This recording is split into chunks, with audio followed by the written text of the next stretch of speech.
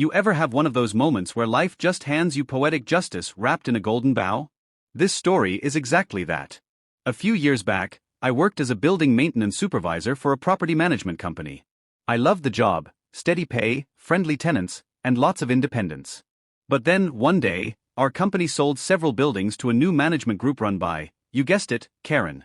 She was the HOA president for one of the complexes and thought owning a few shares made her royalty. Her rules changed weekly. No parking in front of the office.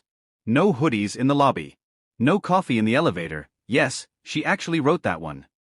One morning, I came in to repair a leaky ceiling tile in the lobby. I had my tool belt on, coffee in hand, and a clipboard of maintenance orders. Karen was standing there in her power heels, yelling at a tenant about trash bins not being placed symmetrically. She spotted me, narrowed her eyes, and said, "Excuse me, workers are not supposed to enter during business hours. You'll need to come back at 5 p.m. I replied, "Ma'am, I've got a work order signed by corporate to fix this leak before the client tour." She smirked, "Not my problem. You're fired." I thought she was joking, but she grabbed her phone, called security, and told them to escort me out. Imagine being thrown out of a building you've maintained for 7 years, by someone who didn't even own it 2 months ago. I left vitut avert. But what she didn't know, the corporate office was already in talks to sell that entire building. And guess who the buyer was? Me. I'd been saving for years, and through a partnership with my cousin's real estate group, I bought the entire property block, including Karen's precious office suite. 3 months later, the deal closed. I walked in for the first inspection as the new owner. Karen was in the lobby again, arguing with another tenant about unauthorized doormats. I walked up to the front desk and said cheerfully, "Morning. I'm here to meet with the property manager." Without even looking up, she snapped, "Do you have an appointment?"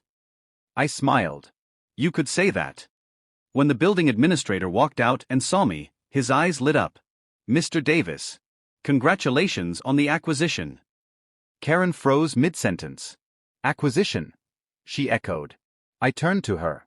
"Yep. As of today, I own this building. I guess that makes me your boss." The silence was so thick you could hear the clock ticking on the wall. Then her face went red, and she said, "That's impossible. This building belongs to the HOA." "Nope," I said, showing her the deed. "The HOA only rents 2 floors.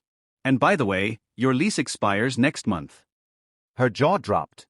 "You can't just evict us." "Oh, I can," I said. "And given your treatment of staff, I'll be happy to." Within 2 weeks, her HOA office was given formal notice to vacate. They ignored it, of course, so I sent legal papers. She retaliated by trespassing during after hours to remove important files. The problem? Our cameras caught her prying open the storage room lock. I handed the footage to the police, who showed up at her house the next morning. Turns out, she also had multiple unpaid fines tied to the HOA's illegal fee practices. The officer arrested her right in front of her executive board meeting. The cherry on top? When the new tenants moved in, a local tech firm, I rehired several of my old maintenance staff.